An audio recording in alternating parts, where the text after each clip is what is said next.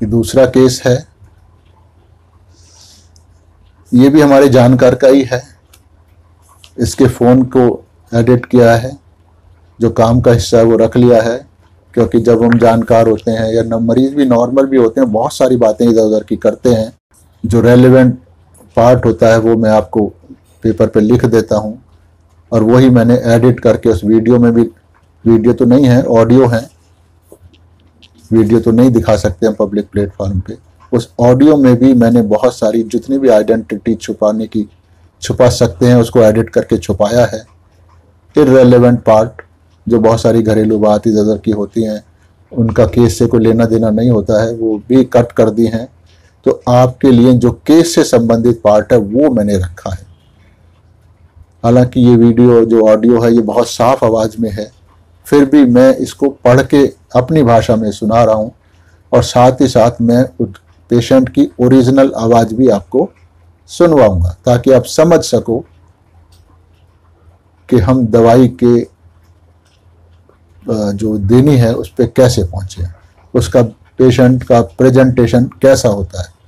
क्योंकि मैं कितना भी एक्टिंग कर लूँ, कितना भी उतार चढ़ाव अपनी वाणी में दे लूँ, वो रोगी की एग्जैक्ट प्रेजेंटेशन आपको नहीं दे सकता, जो कि जरूरी है होम्योपैथी में। तो ये एक 33 वर्षीय युवक है, जो कि एक व्यावसायिक इमारत में डॉक्टर्स के लिए बहुत से चैम्बर चलाता है। इसने एक बिल्डिंग ले रखी है किराए पे, उसमें छोटे छोटे बहुत सारे चैम्बर्स बनाए हैं, जहाँ पर सारे डॉक्टर्स आते हैं। हर फील्ड का डॉक्टर वहाँ आता है। 40 से ज़्यादा डॉक्टर्स के केबिन वहाँ पर हैं, क्योंकि ये बिल्डिंग का बॉस है, यानी ओनर हो गया उन चैम्बर्स का, तो सभी लोग इसको जानते हैं। और ये बहुत एनर्जेटिक भी बंदा है, तो इस सबसे दोस्ती का भाव रखता है। और इसने वहाँ आने वाले एक डॉक्टर्स की लड़की जो उसके वहाँ बैठती थी, तो उससे लव अफेयर्स किए और उससे शादी कर ली। तो यानी अब इसके ससुर भी उसी बिल्डिंग में बैठते हैं। तो सभी लोग इसकी इज्जत करते हैं और सब इससे खुल के बात करते हैं। इसका पूरा परिवार मुझे जानता है, बहुत समय से इलाज लेता है, पर ये इसका पहला केस है। ये 2 मई 2021 को फ़ोन करते हैं। मैं पहले वर्बेटम समझा रहा हूँ आपको, फिर आवाज़ सुनवाऊंगा। रोगी 5-6 दिन पहले मुझे लक्षण शुरू हो गए थे। सबसे पहले सोर थ्रोट यानी गला दुखना शुरू हुआ था, और साथ ही साथ मेरी 4 साल की बेटी को भी खांसी जुकाम शुरू हो गया था। परंतु मुझे सिर में भारीपन और गला खराब बहुत हल्का सा महसूस हो रहा था। ये मैं मंगलवार 27 अप्रैल की बात कर रहा हूँ। बुधवार को भी हल्का हल्का दर्द रहा। फिर तभी मैंने अपने को अलग थलग कर लिया, यानी आइसोलेट कर लिया। फिर बृहस्पतिवार को बुखार चालू हो गया, और शुक्रवार यानी 30 अप्रैल को बुखार 99 आया। पर मैंने बुधवार 28 अप्रैल को ही डॉक्टर से बात कर ली थी, क्योंकि डॉक्टर तो इसके अपने ही हैं। तो उसने मेरे लिए आइवरमेक्टिन शुरू कर दी 3 दिन के लिए, और साथ में ही विटामिन सी, विटामिन डी, बीकासूल और जिंक की गोलियां भी देना शुरू कर दिया। फिर शुक्रवार को मुझे एंटीबायोटिक ऑगमेंटिन 625 शुरू करनी पड़ी, क्योंकि मेरा गला काफ़ी अकड़ गया था और बलगम भी आ रहा था। तो बलगम को पिघलाने के लिए उन्होंने एक और दवाई दे दी।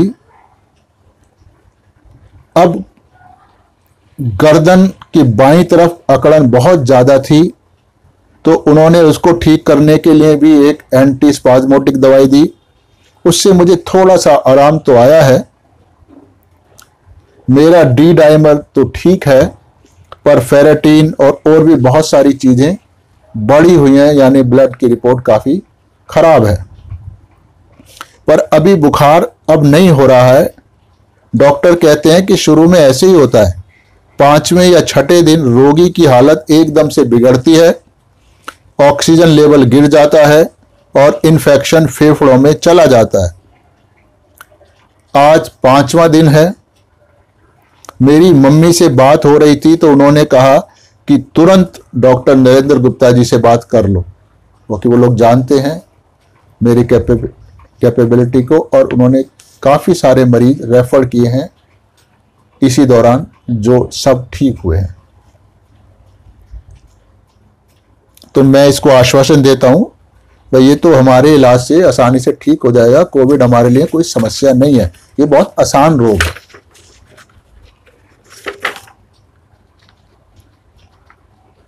इस पे तो आप विवाद समझ रहे हैं कि आसान है या नहीं है, पर हमारे लिए बिल्कुल आसान है। होम्योपैथी के लिए सब चीज़ें आसान ही होती हैं अगर वो स्ट्रक्चरल नहीं है तो। रोगी आगे बात करता है, आज दूसरे डॉक्टरों से भी बात हुई थी, मतलब जो उसके अपने बिल्डिंग में काम करते हैं, तो मुझ पर उन्होंने दबाव डालकर फेबीफ्लू नाम की दवाई शुरू करवा दी है। मैंने उनको कहा कि भाई मुझे दवाई शुरू नहीं करनी है, क्योंकि वहाँ तो सारे डॉक्टर अपने हैं। तो डॉक्टर्स कहने लगे कि अगर तू सामान्य जनता से आया हुआ मरीज होता तो हम लिखकर दे देते कि रोगी को फेबीफ्लू देने की सलाह दी गई, परंतु रोगी ने दवाई लेने से मना कर दिया। इस तरह उन डॉक्टरों ने मेरे लिए और मेरी पत्नी के लिए फेबीफ्लू शुरू करवा दी है। इसकी पत्नी का केस आज मैं नहीं दे रहा हूं, लेकिन फिर कभी दूंगा। बहुत सारे वीडियो बनाने हैं मुझे इन कोरोना पेशेंट्स के ऊपर, क्योंकि ये सभी अनयूजुअल मेडिसिन से ठीक हुए हैं। मैं कहता हूं भाई तुम बीच में अपनी पत्नी और बच्चे की बात मत करो, सिर्फ अपनी बात करो। इससे मेरे दिमाग में कंफ्यूजन हो जाएगा, तो फिर मैं आपका केस ढंग से नहीं ले पाऊंगा, दवाई का सिलेक्शन खराब हो जाएगा। अच्छा, अंकल गले के बाएं भाग में दर्द है। तो मैं पूछता हूं भाई अभी तुमको क्या पूरे परिवार की चिंता लगी हुई है, जो तुम बार बार अपने बच्चे और अपनी पत्नी की बात कर रहे हो बीच बीच में? ये वीडियो एडिटेड है, ऑडियो एडिटेड है, तो आपको भी वहां बहुत सारा नहीं सुनाई देगा। ये नहीं, चिंता तो मुझे अपनी ही है। तो क्या है तुम्हें अपनी चिंता? अब मेरे को तो बस इतना है ना डॉक्टर साहब कि बीमारी गंभीर रूप ना ले ले, ज्यादा बढ़ ना जाए, कहीं मुझको ऑक्सीजन की जरूरत ना पड़ जाए। अब मैंने अपने घर पर ऑक्सीजन का कोई इंतजाम ये सोचकर नहीं करा है कि अगर मैं ऑक्सीजन सिलेंडर घर पर इकट्ठा करके रखूंगा तो बाकी लोगों को परेशानी होगी, जबकि लोग तो ऐसा नहीं सोचते हैं। पैसे वाले लोग सब रखते हैं, मतलब सब नहीं रखते तो काफी लोग रखते हैं। अब मेरे पास ना तो एक भी ऑक्सीजन का सिलेंडर है, ना ही ऑक्सीजन कंसंट्रेटर है, मतलब उसको मैनेज करने का कोई साधन इसके पास नहीं है। लेकिन बस यही डर है कि मुझे कहीं ऑक्सीजन की जरूरत ना पड़ जाए, क्योंकि मैं नहीं चाहता कि मेरे पापा इस उम्र में और ऐसे हालातों में ऑक्सीजन सिलेंडर ढूंढने घर से बाहर जाएं। अगर मुझे उन लोगों के लिए लाने होते, यानी अगर वो लोग बीमार होते, तो मैं घर से बाहर जाके आसानी से ले आता। भाई ये तो हनुमान जी है नहीं, ये भी इंसान ही है, तो आसानी से कहां से ले आएगा जो वो काम नहीं कर सकते। तो ये खुद को बहुत ही ग्रेट समझ रहा है इसमें। तो फिर मैं भाग दौड़ करके इंतजाम कर लेता, पर मैं नहीं चाहता कि इस उम्र में वो लोग ऑक्सीजन के लिए मारे मारे यहां वहां फिरे। तो मैंने बस मेरा केस तो यहां हमारा खत्म हो गया था। तो मैंने इसको कहा अच्छा मैं तुमको दवाई भिजवा देता हूं। तो ये तुरंत बोला अंकल मैं तुम्हें अपनी हिस्ट्री बता देता हूं। अंकल मुझको साइनस की समस्या रहती है, मेरी नाक बहुत बंद होती है, मुझे नाक खोलने की दवाई ऑट्रोविन लेकर घूमना पड़ता है। मैं बच्चों वाली ऑट्रोविन रखता हूं, कभी कभी तो 2-3 दिनों तक जरूरत ही नहीं पड़ती है, और कभी कभी एक दिन में 2 बार तक एक पफ डालने की जरूरत पड़ती है। अंकल बहुत लोग तो नाक बंद होने पर मुंह से सांस लेकर काम चला लेते हैं, परंतु मैं अगर मुंह से सांस लूं तो मेरी धड़कन बढ़ जाती है, और अभी तो ऑट्रोविन की जरूरत तो बढ़ गई है। मुझे जब भी खांसी जुकाम होता है तो ऑट्रोविन काफी ज्यादा बार प्रयोग करनी पड़ती है, और अब ये समस्या ठीक होकर जब चली जाएगी, मतलब खांसी जुकाम जब ठीक हो जाएगा, तो फिर ऑट्रोविन की जरूरत 2-3 दिनों में केवल एक बार ही पड़ेगी। अब मैं इसको पूछता हूँ, मतलब अभी तुम्हें इस बात की चिंता है कि अगर तुम्हारी तबीयत बिगड़ गई तो फिर पूरी भागदौड़ घर वालों को करनी पड़ेगी? हाँ अंकल हाँ, मतलब कि वो भागदौड़ करेंगे तो उनको खतरा हो सकता है। अगर मुझे भागदौड़ करनी पड़ती तो मुझे फिर कोई परवाह नहीं होती, लेकिन अब उनको करनी पड़ेगी तो मुझे डर लग रहा है।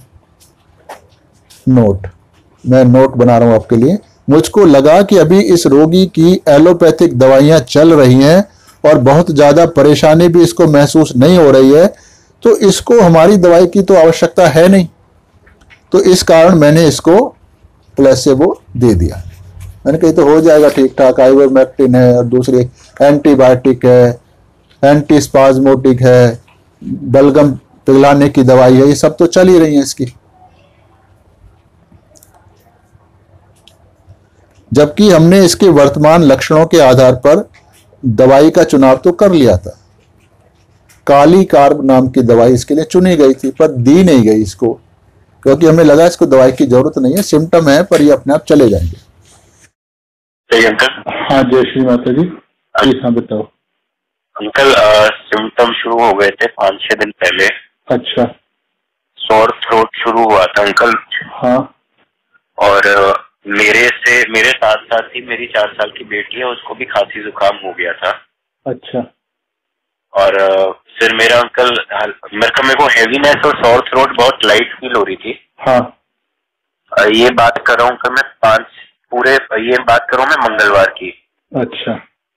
फिर बुधवार को भी ऐसे ही हल्का हल्का पिंच शुरू हुई तो मैं आइसोलेट हो गया। हाँ। थर्सडे शाम को मेरे को 99 बुखार आ गया था अंकल। अच्छा। और फिर फ्राइडे को भी शाम को 99 बुखार आया। हाँ हाँ। तो मैंने वेडनेसडे कोई डॉक्टर से बात करी थी, उन्होंने मेरी आइवरमेक्टिन शुरू कर दी थी। अच्छा। 3 दिन के लिए अंकल। और हाँ। साथ में वही विटामिन डी, विटामिन सी और बीकासुल। विटामिन डी, सी और बीकासुल। अच्छा ठीक है। और जिंक टैबलेट, जिंकोनिया। हाँ जिंक। उसके बाद अंकल मैं फिर फ्राइडे को मेरे को ऑगमेंटिन 625 शुरू करनी पड़ी क्योंकि गला काफी अकड़ गया था। अच्छा। और बलगम भी आ रही थी साथ में। एक वो बलगम को पिघालने का वो म्यूसिनेक जो आता है पल्मो क्लियर के नाम से। अच्छा। म्यूकोलिटिक, वो भी शुरू कर दिया। हाँ। तो कल मेरे को गर्दन में बहुत अकड़न थी अंकल, गर्दन गले में, लेफ्ट साइड पे बहुत अकड़न थी गले में। हाँ। और कल रात को उन्होंने मेरे को फिर थोड़ी वो एंटी स्पाज्मोडिक मेडिसिन दी, सिग्नोफ्लैम, तो मेरे को आज आराम तो आया है। हाँ। लेकिन ये मेरे डी डाइमर भी ठीक है, सीआरपी भी ठीक है, एलटीएच और फेरेटिन बढ़ा हुआ है अंकल। अच्छा। और अभी एलटीएच और फेरेटिन बढ़ा हुआ है। हाँ। को भी गले में सिम्टम है, बुखार नहीं हुआ अभी तक। अच्छा। तो वो डॉक्टर्स कहते हैं कि शुरू में 5-6 दिन लोगों को ऐसे ही हो रहा है, 6-7वें दिन एकदम से वो डाउन हो जाते हैं, ऑक्सीजन कम हो रहा है। हाँ। और लंग्स में पहुंच जा रहा है ये वायरस। हाँ। तो आज 5वां दिन है अंकल। तो मम्मी से भी बात हो रही थी, मम्मी ने सीधा बोला डॉक्टर गुप्ता से बात करो इमीडिएटली। हाँ हाँ, हो तो जाएगा। देखो हाँ जी बिल्कुल, वो सब मालूम है ना, हो तो जाएगा। हाँ जी। तो इससे अब तुम वरीड हो गए हो क्या कुछ? जैसे अभी आज थोड़ा सा डॉक्टर से भी बात हुई ना, तो उन डॉक्टर से जैसे उन्होंने वो प्रेशराइज करके फैबी फ्लू शुरू करवा दिया है। अच्छा। मैंने कहा सर मेरे को नहीं करनी, क्योंकि डॉक्टर सारे अपने ही हैं गाँव में। हाँ। कह रहे अगर तू मतलब फॉर्मल पेशेंट होता ना तो हम लिख के भेज देते, advised Fabiflu but patient refuse to take. अच्छा। अच्छा। तो उन्होंने आज फैबी मेरी शुरू करवा दिया। तुम्हारी या बच्चे की? नहीं बच्चे की नहीं, मेरी वाइफ की। अच्छा तुम अभी? अच्छा मेरे को लगा 4 साल का बच्चा कह रहे थे ना। वो ठीक है एकदम, वो उसको 3 दिन। अच्छा तुम अपनी वाइफ की बात नहीं, तुम बीच में वाइफ को मत लाओ, सिर्फ अपनी बात करो ना। हम जब वाइफ की इलाज होगी तो वाइफ की बात करेंगे। अच्छा हम उनसे करेंगे डायरेक्ट, तुम्हारे से बीच में फिर सब कंफ्यूजन हो जाता है। ओके ठीक है। हाँ सिर्फ फोकस तुम अपने उस पर रखो, अपनी कंप्लेंट बताओ। अंकल गले में दर्द है लेफ्ट साइड। नहीं अभी तुम्हारे को ये सारे परिवार की चिंता लगी हुई है क्या? बच्ची वाइफ की बात कर रहे हो बीच बीच में तुम? उनकी नहीं, चिंता मेरे को अपनी ही है। अपनी है ज्यादा? क्या क्या है? मेरे को बस ये है कि ये सीरियस ना हो, स्टेरॉइड ना खाने पड़े, और ये ऑक्सीजन, क्योंकि मैंने घर पे भी कोई ऑक्सीजन का इंतजाम नहीं किया, ये सोच के कि मैं अगर सिलेंडर स्टॉक करूंगा तो फिर पब्लिक कहाँ जाएगी, मैं इसलिए मैंने एक भी सिलेंडर नहीं रखा घर पे। ठीक ठीक ठीक है। अच्छा, तो मेरे पास ना घर में ऑक्सीजन है ना कॉन्सेंट्रेटर है। हाँ। लेकिन तो यही मेरे को डर है कि ऑक्सीजन की जरूरत ना पड़े, क्योंकि फिर अगर मैं नहीं होता तो मैं तो भाग दौड़ करके इंतजाम करता। हाँ हाँ। लेकिन मैं नहीं चाहता पापा बाहर निकले। हाँ ठीक है। तुम 40 के प्लस हो गए? 40 प्लस? नहीं 33 का हूँ अभी। 33। तो मैं दवाई तुम्हारे को भिजवा दूंगा। अच्छा, वैसे अंकल थोड़ा सा अगर मैं हिस्ट्री बता दूं। हाँ बता दो अंकल। तुम्हारे को हुआ था ना पिछली बार डेंगू? नहीं, वो हुआ था बड़ी वाले को। मेरे को अंकल साइनस का इशू रहता है। साइनस का इशू क्या रहता है अंकल, मेरे को नोज ब्लॉक बहुत होती है, मेरे को ऑट्रिविन के साथ घूमना पड़ता है। मैं काम पे भी जाता हूँ तो जेब में जो बच्चों वाली पेडियाट्रिक ऑट्रिविन आती है, हाँ। एडल्ट नहीं, मैं वो लेके जाता हूँ। हाँ। और एक कभी कभी 2-3 दिन तो ऐसा होता है जरूरत ही नहीं पड़ती, कभी होता है कि दिन में 2 बार एक पफ डालने की जरूरत पड़ती है। अच्छा। और बहुत लोग होते हैं नाक बंद में काम चला लेते हैं, मेरे साथ इशू है अंकल, मेरी नाक बंद हो जाए तो मुंह से सांस लेता हूँ तो पैल्पिटेशन हो जाती है, मेरे को घबराहट होती है मुंह से सांस लेने में। अच्छा। तो और अभी फिलहाल ऑट्रिविन का यूज तो बढ़ गया है, जब भी मेरे को। तो ये फिर 3 तारीख को सुबह 9:15 बजे फोन करते हैं दोबारा, नेक्स्ट डे। अब रोगी के गले में खराश के कारण परेशानी बहुत बढ़ी हुई है। इसका मतलब है कि एलोपैथिक दवाइयों से रोगी को लाभ नहीं हो रहा है, बीमारी अपने हिसाब से बढ़ती जा रही है। अंकल, गले की परेशानी पहले से थोड़ी ज्यादा बढ़ गई है। अब रोगी लगातार खांसे जा रहा है। कल खांसी नहीं थी, अब तो खांसी भी शुरू हो गई है। नोट, मैं पहले से ही इसके लिए काली कार्ब का चुनाव कर चुका था। इस कारण से इसकी तबीयत तकलीफ बढ़ते ही मैंने काली कार्ब 200 एक खुराक खाने को कह दिया और पुनः आधा घंटे के बाद अपना हालचाल बताने के लिए कहा, क्योंकि मुझे मालूम है अगर हमारी दवाई ठीक होगी तो 10-15 मिनट में उसका बहुत अच्छा परिणाम आ जाएगा। तो आगे ये बता रहे हैं, अंकल डॉक्टरों का ये कहना है कि अगर इस प्रकार की खांसी शुरू हो गई है तो इसका मतलब है कि बीमारी फेफड़ों में जाने लगी है।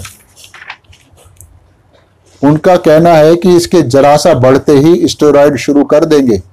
हमारे पास तो केवल यही एक इलाज है। मैंने इसको स्टेरॉइड लेने से मना किया और तुरंत काले कार्ब लेने की सलाह दी और आधा घंटे बाद दोबारा बात करने को कहा। हो सकता है मेरा प्रेस्क्रिप्शन गलत हो और काम ना करे, क्योंकि हम 100% तो श्योर नहीं हो सकते। सर थोड़ा बड़ा ही है गला ना। अच्छा, क्या चीज है? खांसी? ये खांसी कल तक आज शुरू हो गई। ठीक है, ऐसे करो, उसमें एक काली कार्ब है ब्लू रंग की छोटी शीशी। जी सर।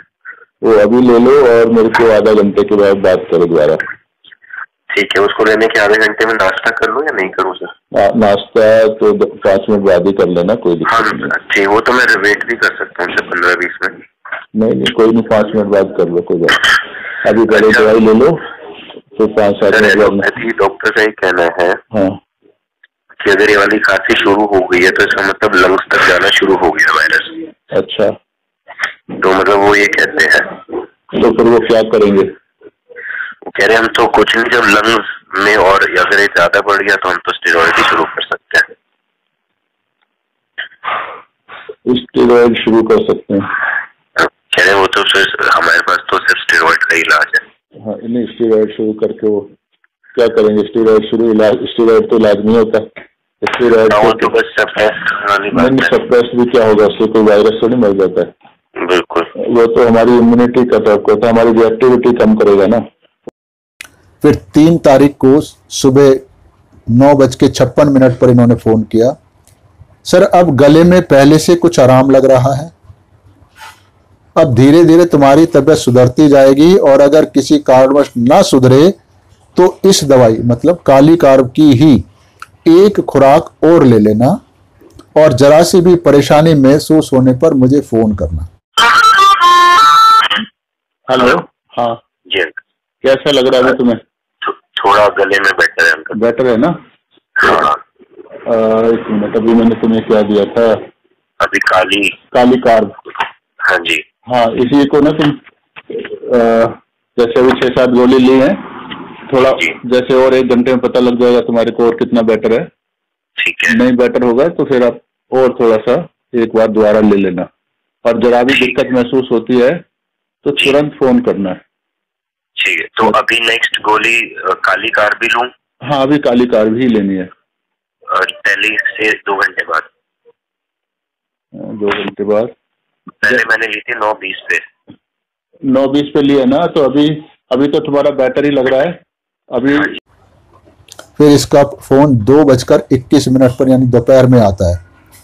अंकल अभी तक तो काफी ठीक था, और अभी अभी दोबारा खांसी शुरू हो गई है। मैंने कहा खांसी तो शुरू हो गई है, परंतु फिर भी सुबह के मुकाबले में तुम्हारी तबीयत कैसी है? सर कुल मिलाकर तो सुबह से तो काफी अच्छी है, थोड़ा सा बलगम निकलकर काफी अच्छा लग रहा है। तो मैंने कहा इसके बाद काली कार्ब की 5-6 गोलियों को आधा कप पानी में आप घोल लो, और जब भी जरूरत महसूस हो तो इसी पानी की 1 घूंट पी लिया करो। हाँ जी अंकल। हाँ, कैसे हो अंकल? वही काली वाली दोबारा रिपीट करी थी। हाँ, तो अभी तक तो ये 2:30 बजे अभी तक तो आराम था, बस अभी अभी खांसी हुई है, वो 2 घंटे की हो गई, दवाई देने के टाइम भी हो गया।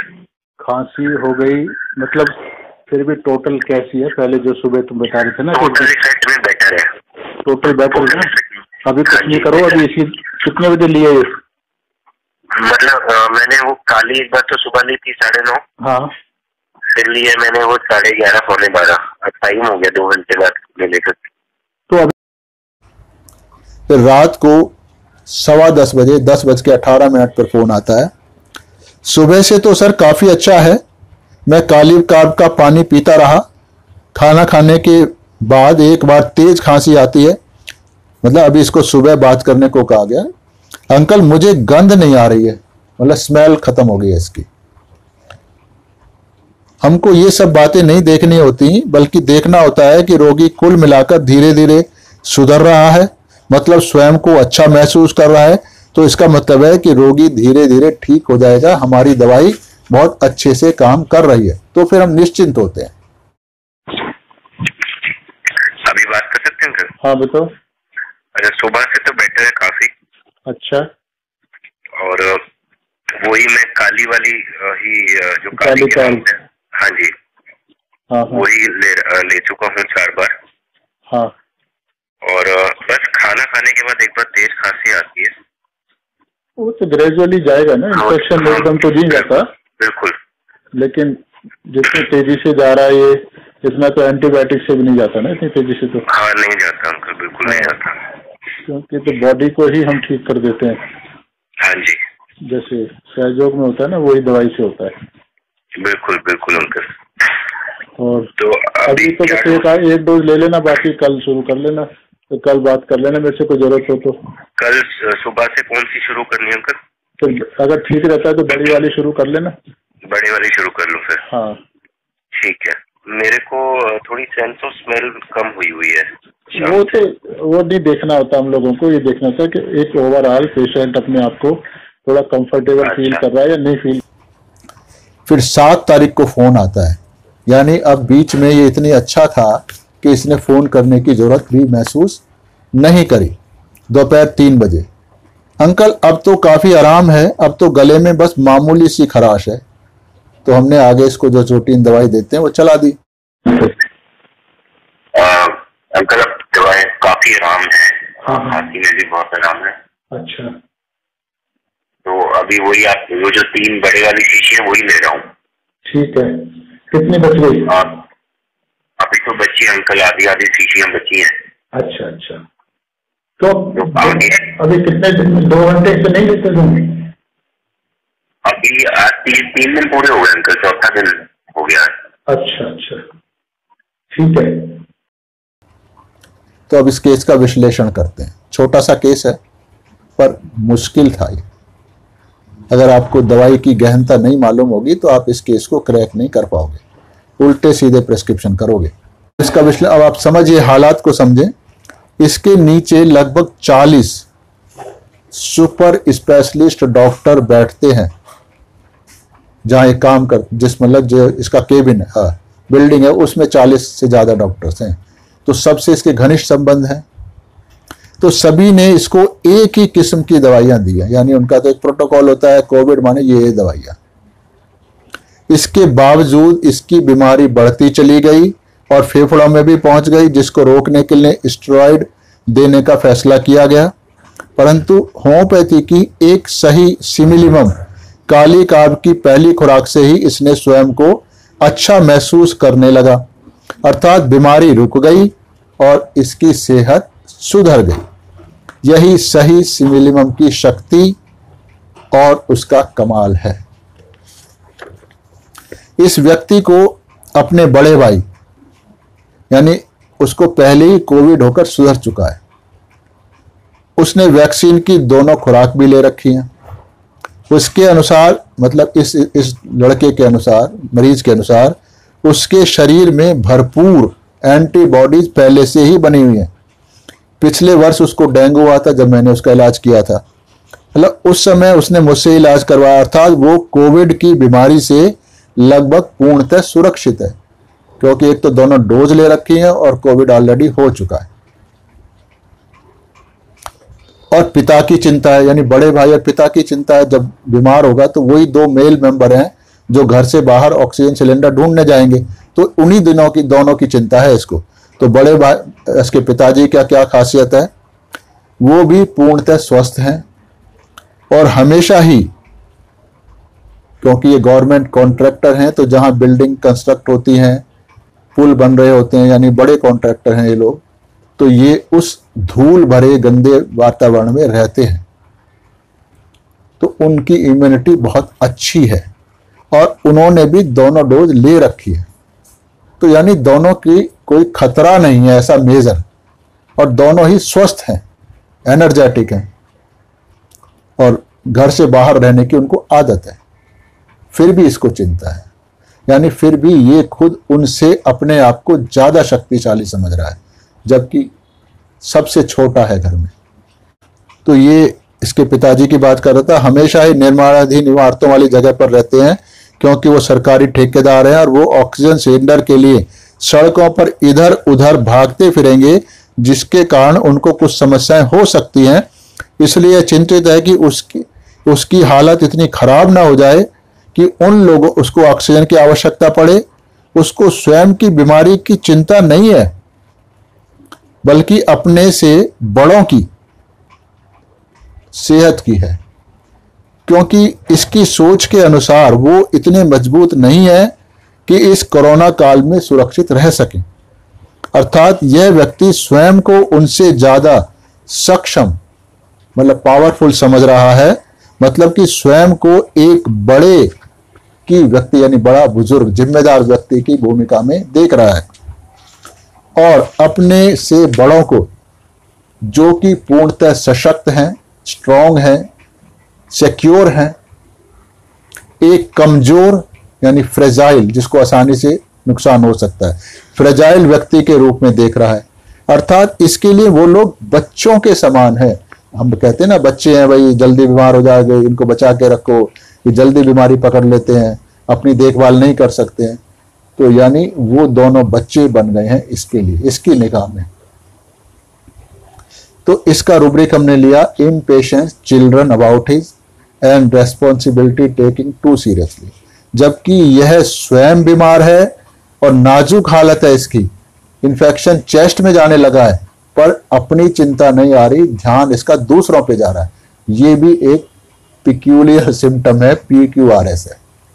तो माइंड में भी हम PQRS ही लेते हैं, तभी तो डिफरेंशिएशन होगा। अगर जनरल सिम्टम लेंगे तो फिर तो वो सब में होते हैं, तो फिर उससे दवाई का सिलेक्शन नहीं हो सकता, इंडिविजुअलाइजेशन नहीं रहता है। फिर भी ये दोनों की देखभाल की जिम्मेदारी उठाने की बात कर रहा है। दूसरी तरफ अपनी पत्नी और बेटी के बारे में भी चिंतित है, जबकि वो बहुत ज्यादा बीमार नहीं है। अपनी तबीयत के बारे में बताते बताते वे बार बार उन दोनों के बारे में भी बताता जा रहा है। इसका मतलब है कि उसका पूरा ध्यान अपने परिवार के हित पर है, जैसे तो वह सभी के हित के लिए जिम्मेदार है। तो इन दोनों रुब्रिकों के आधार पर बनाकर उसकी मूलभूत वर्तमान मानसिक अवस्था को ध्यान में रखकर कालिकार का चुनाव किया गया था। अब कालिकार व्यक्ति एक भावनात्मक व्यक्ति यानी सेंटिमेंटल है। अपनी इसी भावनाओं इमोशंस के कारण वो सबका जिनसे वो प्रेम करता है, जिनके बारे में उसको लगता है कि वो स्वयं का हित करने में सक्षम नहीं है, उनको किसी भी प्रकार की संभावित हानि या परेशानी से बचाने के लिए स्वयं उनकी जिम्मेदारी, स्वयं उनकी जिंदगी में दखल अंदाजी करने लगता है, ताकि उनके भले में जो कुछ हो सके वो यह करने का प्रयास करता है। इन अक्षम लोगों को ही बच्चा यानी चिल्ड्रन कहा गया है। रूब्रिक है इम्पेशेंट चिल्ड्रन अबाउट हिज। तो ऐसा करते समय उसको अपनी मर्यादाओं का भी ख्याल नहीं रहता कि मैं दूसरों की जिंदगी में दखल अंदाजी कर रहा हूं, पर वो उनको ऐसी सलाह दे बैठता है जो उनको पसंद नहीं आती। तो रूब्रिक है company desire for yet treats them outrageously, यानी अपनी हदों को पार कर जाता है उन लोगों की मदद करने के लिए भी। तो इसलिए तो सब चिढ़ेंगे इससे। तो कैंट साहब ने कहा ही है कि quarrels with his bread and butter and family members, तो वो उसका ये मतलब है। तो ये झगड़ा नहीं कर रहा है। झगड़ा किस लिए कर रहा है कि तुम ये कर लो, तुमने ये नहीं किया, अरे ऐसे नहीं करा तो ऐसे हो जाएगा, यानी ये उनका भला करना चाहता है। इसको लगता है कि उन लोगों को समझ नहीं आ रही है कि उनके लिए भले में क्या है, चाहे वो अडल्ट हो चाहे इससे बड़े हों। तो इसलिए झगड़ा तो होगा, पर वो युद्ध नहीं होता है, वो झगड़ा प्यार वाला झगड़ा होता है, मामूली सा मन मुटाव होता है। वो फिर इसको पसंद नहीं करते हैं, वो सोचते हैं यार ये तो टांग अड़ा रहा है बीच में, जबकि ये टांग नहीं अड़ा रहा होता, इनकी परवाह कर रहा होता है। पर इसको समझ नहीं आ रहा होता कि वो लोग भी परवाह करने लायक हैं, उन सबको अकल है।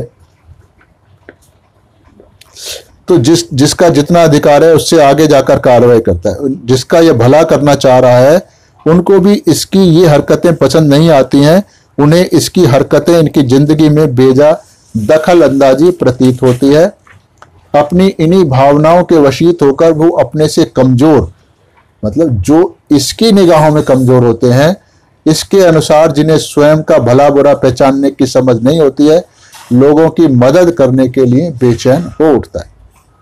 तो इम्पेशेंस चिल्ड्रन अबाउट हिज, तो उनकी देखभाल करना यह स्वयं की जिम्मेदारी समझता है, रेस्पॉन्सिबिलिटी एंड ड्यूटी, और उसको पूर्ण निष्ठा, पूरी गंभीरता से, पूरी ईमानदारी से पूरा करता है, चाहे मदद लेने वाला व्यक्ति इस व्यक्ति की हरकतों के कारण नाराज ही क्यों ना हो।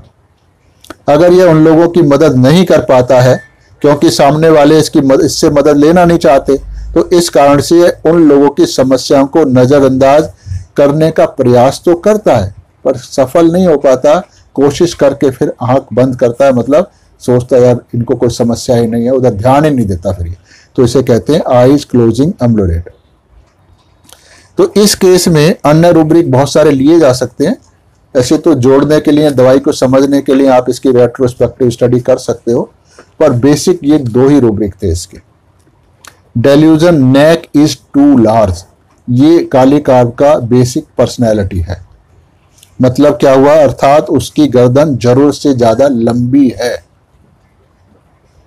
अर्थात व्यक्ति के आसपास के हालात को जब गर्दन लंबी होगी, जैसे जिराफ की लंबी है, तो दूर दूर तक देख सकता है।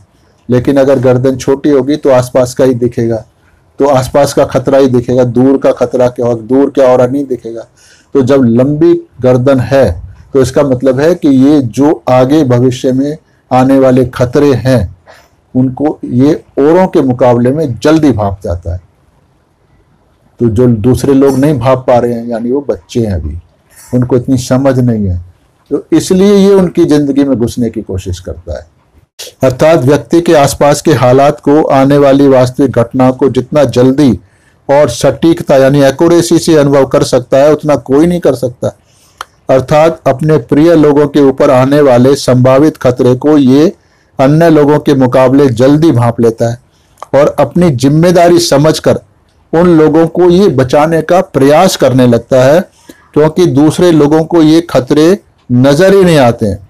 इसी कारण से वो लोग इसकी इन्हीं हरकतों को अपनी जिंदगी में नाजायज दखल अंदाजी मानते हैं, परंतु इसको लगता है कि उन सब को बचाना इसकी अपनी जिम्मेदारी है। मतलब ही हैज टू लार्ज नेक, बहुत बड़ी नेक है। तो ये मेटाफोरिकल मीनिंग हुआ। तो हर रूब्रिक का मेटाफोरिकल मीनिंग समझकर ही हम दवाई की असली पर्सनैलिटी समझ सकते हैं और फिर कुछ ही सूचनाओं के, बहुत कम सूचनाओं के आधार पर रोगी के लिए सटीक दवाई का चुनाव कर सकते हैं। तो इस पे आप स्वयं स्टडी करें, रिपोर्टरी खोलकर, मैटर मेडिका पढ़ के जो कुछ मैं समझा रहा हूं या कोशिश कर रहा हूं समझाने की, उस आधार पे दवाइयों के बाकी रूब्रिक भी समझने की कोशिश करें। तो आप अपनी समझ के अनुसार उस दवाई की एक पर्सनैलिटी बना लेंगे जो आपकी समझ के अनुसार बहुत मजबूत होगी और रोगी को देखते ही आप समझ जाएंगे कि ये फलानी दवाई का रोगी है। ये सही तरीका है दवाई पढ़ने का, मैं भी ऐसा ही करता हूँ। धन्यवाद।